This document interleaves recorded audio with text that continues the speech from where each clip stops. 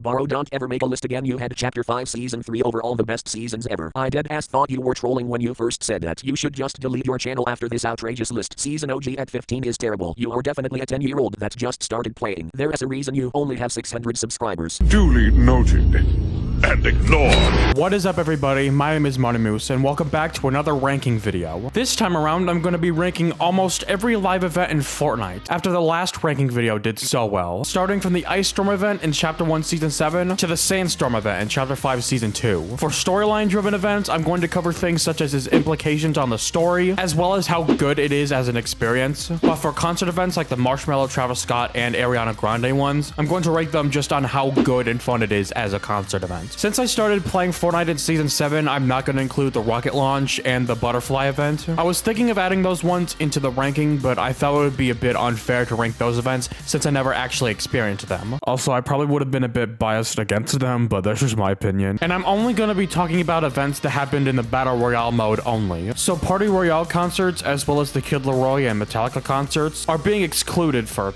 obvious reasons. I don't know if this list will be as controversial as my last ranking video, since I'm not too sure if people hold the same attachment to live events as they do to seasons. But if that's the case, then you guys are free to disagree with my takes and criticize them as such. If you guys go on to enjoy the video, I'd recommend dropping a like, subscribing, and turning on those notifications. I'd greatly appreciate it. And without further ado, here is my ranking of almost every Fortnite live event.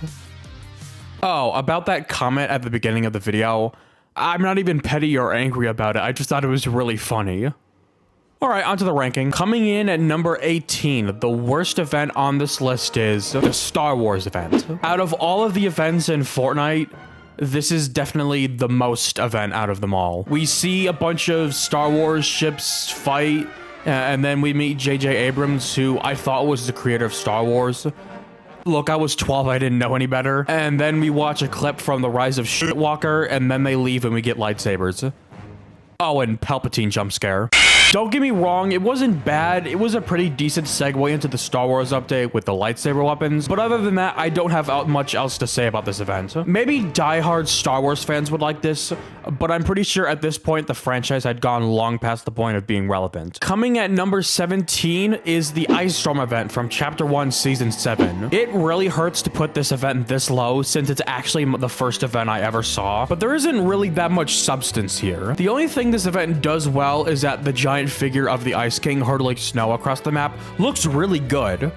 But that's it. It's way too short and it just kind of happens. And before you begin to even question what happened, the event's over and there's zombies everywhere. And in terms of the story, much isn't really revealed about the Ice King and stuff until 3 years later with the Zero War Marvel crossover comics, where they finally explained the Ice King's reasoning for that, as well as his backstory with the prisoner, who also played a small part in Season 7. It's actually really nice that they finally explained that, since prior to the comics, it was just left unanswered. So while the storyline is a slight plus, the actual event experience drags it down a lot. And I just want to say that this event wasn't that bad, but I felt like there could have been a lot more done with the concept of this event.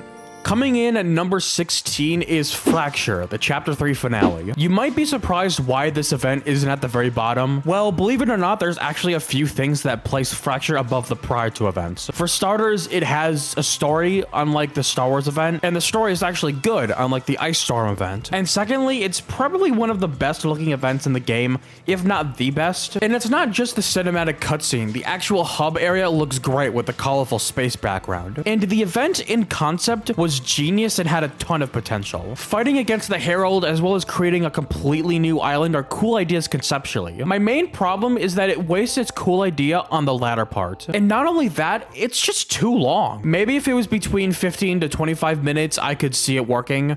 But 30 to 40 minutes? I think I heard somewhere online that this event was made in like only 8 weeks or so. I'm not sure if that was confirmed to be true. I choose to believe it because it makes perfect sense. And not only that, there's actually a deleted event scene that happened after the intro cinematic, where the last reality mothership arrives to take the 0 point. I'm gonna consider this part canon because having it not be canon hurts my soul. Hell, we don't even get to say goodbye to the Chapter 3 map. The whole island just blows up and that's it. But, I mean, at least it got a send-off on, like, Chapter 4's map. And that's all I have to say about Fracture, to be honest. While it isn't the worst event in the game, in my opinion, it wasted its really cool premise by having it be a 30-minute fetch quest instead of being a meaningful end event to Chapter 3. At number 15 is the Big Bang event from Fortnite OG. This event is probably the one that has aged poorly over time for me. That isn't to say it's bad. In fact, from here and onwards, I actually have good things to say about the events. It's just that this event feels more like an advertisement for the new modes than an actual season-ending event.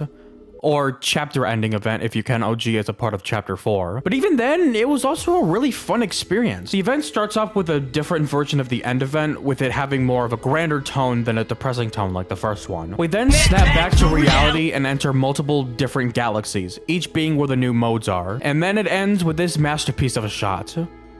Magnificent. So in terms of an experience, the Big Bang nailed that aspect. But in terms of story, there isn't really one here, and there's even a few things that still remain as questions to this very day. What was the time machine meant to do to the rocket? Don't know. What were the past IO as well as the past John Jones doing while our version of Jones was pulling this off? Don't know. What was the extraction plan that Sloan meant in the tapes? Don't know. Maybe it was supposed to be the meteor that disappeared just before it hit the 0 point, but I'm not sure if it's gonna be answered at all since it's been 7 months since the event. So overall, I would describe this event as a, style over substance event. It's a pretty fun event, looks really good, and the OST in the beginning is great, but the story is non-existent, and the fact that it's a big advertisement for the new modes also holds it back. Coming in at number 14 is the Marshmallow concert from Chapter 1 Season 7. This event, at least at that point in time, was probably the most unexpected event in the game, and it's kind of funny since this event literally happened 2 weeks after the ice storm. Wow. Now, out of all of the concert events in the game, this is the one that feels most like a concert. And that's a pretty good thing for this event, but when you take into consideration the next 2 concerts, this one feels kind of basic. I think it's because it's the only concert that's set on a stage, whereas the Travis Scott and Ariana Grande concerts were just gigantic acid trips through different dimensions. But even then, the Marshmallow concert was and still remains as a really fun concert event with good songs and good visuals. And it really paved the road for more music artists to get their own skins and events in the game afterwards, so that's something to commend it for. Also, I think this event was my first one I saw with my new glasses. So for all of you Marney Moose lore enthusiasts, there's a new plot point to add to your timeline. Coming in at number 13 are the Pandora's Box events from Chapter 5 Season 1. Now, I know that these are mini events and not actual live events, but they do kind of feel like live events, so I'm gonna include them in here. These mini events are pretty interesting since they're sort of split into 2 halves. The first one is the box rising from underneath the island, and the second one is shooting the chains, unlocking the box, and releasing all the gods onto the island. So on the experience side of things, it gets a big plus on that. But on the story side, it's kind of confusing. It's really the Titan Hand's existence itself that confuses me. The most obvious question is, why is there a giant hand under the island? How did it even end up under the island? Was it pulled in from a different reality during the Big Bang event, or was it created when the new island was created? In the event, there was actually a chest/box you can see, so maybe it's supposed to be the Pandora's box, but there's no hand there, so is it the same one, or is it something completely different? I can't really criticize the event on that front, though, because it's the first one in Charlie Wen's storyline, so maybe it'll be explained later, possibly in Season 4 or in Chapter 6, but who knows. So yeah, while the events might not be much, as well as leaving some questions open that I honestly hope get answered at some point, the Pandora's Box mini-events are pretty cool and set up the Chapter 5 storyline well enough. At number 12 is the Unvaulting event from Chapter 1 Season 8. This is probably, in my opinion, one of the most unique events in the game. I mean, well, every event in the game is unique, but this one specifically. The main gimmick of the event was the ability to choose what items and weapons were to be brought back into the loot pool. And it was, and still is, a pretty cool thing that they did. The only other time that they did this sort of thing again, at least to what I can remember right now, was the weapon voting system from Season 8 of Chapter 2. After whatever weapon got the most votes and got unvaulted, the weapon being the drum gun, why you sick fucks, everyone got launched out of the vault and are witness to the volcano erupting, destroying half of retail, cracking the side of Polar Peak, as well as completely obliterating Tilted Towers. I don't know if this is a hot take, but I think that the volcano portion of the event is much better than the unvaulting portion. Going into the vault and choosing what thing to bring back was pretty cool, but I felt like it overshadowed the much better part of the event. Maybe if after we were launched from the vault, we could have seen the top of the volcano explode and lava running from the side of it, but the fact that the volcano is basically already erupting with no buildup just kind of feels like a missed opportunity. But that's just a small nitpick that doesn't hold back the event a lot, because it's still another solid event in the game. Coming in at number 11 is the End Event, the first End Event from Chapter 1 Season X. This event still remains as one of the most revolutionary events in the game, not just from a story perspective, but it's also the first event to shut down the entire game afterward for almost 2 days, which, as you know, completely shocked everyone at the time. The main spectacle of the event is, of course, the final sequence of the meteor crashing onto the 0 point, and having one last look at the Chapter 1 map before it disappeared forever. This event manages to wrap the entire Chapter 1 storyline together in a way that works really well, since Seasons 7, 8, and 9 before this event were their own pocket storylines separate from Seasons 4, 5, and 6. If there were any negatives of the event I could say, is that it does feel a bit too short and could have been like a minute or two longer. The event prior to this one, the final showdown, was also 5 minutes or so, but that one had more going on in those 5 minutes that I didn't mind. Here the event feels kind of rushed, but at the same time feels kind of slow, since before the big climax occurs, it's basically just the rockets flying around a lot. Like I said with the unvaulting event, it's not a huge nitpick and it doesn't stain my enjoyment of the event. Plus, it obviously exists to build suspense, so I can't really criticize it that much. But overall, the first End event still remains as one of the most influential events in the game going forward. Oh, I also forgot to mention that the OST at the end goes so hard. Seriously, they cooked with that. We're now entering the top 10, with number 10 being the Sandstorm event from Chapter 5 Season 2, the most recent event in the game as of right now. Like I said in the ranking video, you could say that this event was like an actual live event, and I don't think anyone would argue against you, because it does truly feel like an old school event. Kind of. It's sort of like the Pandora's Box event, where there's a few days of build-up before the big climax of it. In this case, it's the giant statue at Mount Olympus sending bolts of lightning at Pandora's Box. And on the last day, he sends down a longer bolt of lightning, which unleashes the energy in the box's gem, casting it onto a far distant island and summoning the Sandstorm, which also set up the events of Season 3. So in terms of spectacle, the event knocks it out at that part, but in terms of story, just like the Pandora's Box events, it's also kind of confusing. Since Megalodon, the Wasteland Warriors, and the Wanderer, I'm assuming, were all released from this gem, it raises the question of, I don't know, why did you do that, you dumbass? Did Zeus do this as a last resort thing, like as payback for being defeated? Because if that's the case, then he basically just gave the island a big middle finger for getting beaten. And on top of the negatives, the only other thing I wasn't a fan of in the event was when these events actually happened. There was no time announcements, so no one knew when they happened. The only way anyone could have found out these events were happening were from Twitter. So if you didn't have Twitter, you probably didn't even know these were happening. But other than that, the Sandstorm event is still a pretty awesome event in the game, and the first one since Collision to feel like an actual big event. Also, the guitar bit that played at the end of the event,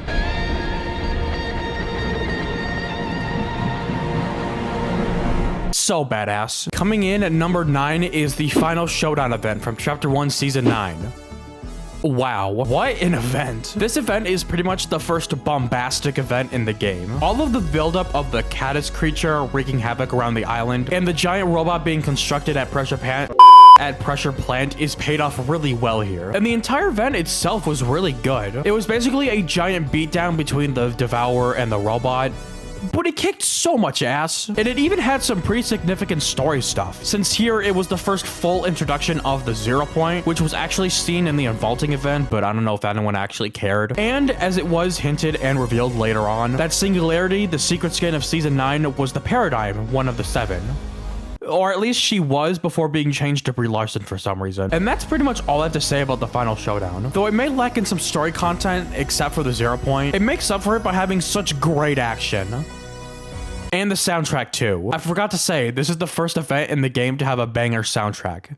I just thought I should mention that before moving on. Coming in at number 8 is the Ariana Grande Rift Tour event from Chapter 2 Season 7. Looking back, this event is still such a fever dream. I like to think that the developers of the event were on like weed or something, because this is quite possibly the trippiest event at the game. In fact, I made an unfunny joke about it in the beginning of my reaction of the event. I think I just entered the 53rd dimension, because now I can feel colors rubbing against my finger.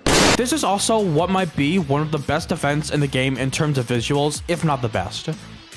I know I said that about Fracture, but it also applies to here too. It's just an explosion of color and it looks really gorgeous. There's even some decent story stuff in it, with the beginning bit being where the last reality scanned our memories of the island, which is why we see past memories in the game and Kevin on the chapter 2 map, teasing his return in season 8, and it's pretty neat. If there was one thing I had to criticize about the event, it would be that it isn't as talked about in the community compared to other events, which isn't a fault on the event's part, to be honest. The Marshmallow concert was kind of basic, but it was the first one of its kind, so it's a bit more memorable because of that. And the Travis Scott concert is peak fiction, but I don't really hear a ton of people bring up the Rift Tour, which is kind of sad because it's genuinely great. I'm sure people do talk about it, and maybe I'm just being stupid, but I don't really see it that much. And to this day, this event is definitely, in my opinion, one of the more underappreciated events in the game, if not the most underappreciated. Coming in at number 7 is the Zero Crisis event from Chapter 2, Season 6. This is probably the most interesting event in the game since it's not an event in the traditional sense. It acted more as a playable experience when you first loaded up the game throughout Chapter 2, Season 6's life cycle, and it's honestly pretty cool. Don't really know why they did it though. Maybe they couldn't mold its premise into a regular event, so they made it into this. Or maybe this was always the plan, who knows, but it's still a pretty cool thing. And the actual event experience was also really awesome. And the final bit of the event of the 0 point blooming and flying up to the spire is such a cool experience. But as for the story, oh my god. Out of the entire Fortnite storyline, this is probably my favorite portion of it. I got some comments in the previous ranking video saying that I should have ranked each season in terms of the storyline, and I do agree. I definitely could have talked about the storyline a little less in certain places, but here it's necessary. Seeing Jones seal off the 0 point, essentially trapping himself in the loop, as well as trapping the foundation inside the 0 point, was so cool, and it set up a ton of awesome things that came later in the storyline. So yeah, I really liked the Zero Crisis event. The story is really well done, the actual experience is great, and it just looks gorgeous. At number 6, I have the Devourer of Worlds event from Chapter 2, Season 4. Like the season itself, this event is the first event that changed the landscape for events going forward, since it was the first one to have the player actually do something instead of watching from the sidelines. I guess the Unvaulting event was the first one, but that was only in the first half, and it wasn't that grand like it is here. It's basically a giant boss fight against Galactus. Yes, fucking Galactus in a battle bus. Wait, that's probably my only tiny nitpick with the event. We don't actually get to fight Galactus, just his drone minions or whatever they're supposed to be. But again, it's only a tiny nitpick because everything else here is so incredible. From the visuals to the event experience of driving the battle bus to the ending teaser for Season 5, everything here is just so great and tightly knit, and a fitting end to the Marvel season. Hell, we even get this kick-ass part in the event with AC/DC's Demon Fire playing in the background. Just awesome. Coming in at number 5 is the Operation Skyfire event from Chapter 2, Season 7. This is a tricky placement for me because while the event itself is really great, its premise is kind of lacking, I think. Like, it's an infiltration into the mothership to activate bombs from the inside, and most of it is us just walking around the place, and that first half of us walking around doesn't feel as bombastic as the prior two events. But I think what holds this event higher than those ones is the story revelations once we get to the Cornet Complex area, where we see Kevin the Cube again, Dr. Sloan's true intentions and betrayal, and the existence of more cubes, and all of it is just done brilliantly. And even if the first portion is just us walking around, the scenery of the mothership looks great and visually striking. But of course, the main highlight of the event for me is the spectacle of the mothership blowing up in the sky. Beautiful. So while the first half is basically walking simulator, everything in the second half, from the story reveals to the visuals, are very grand.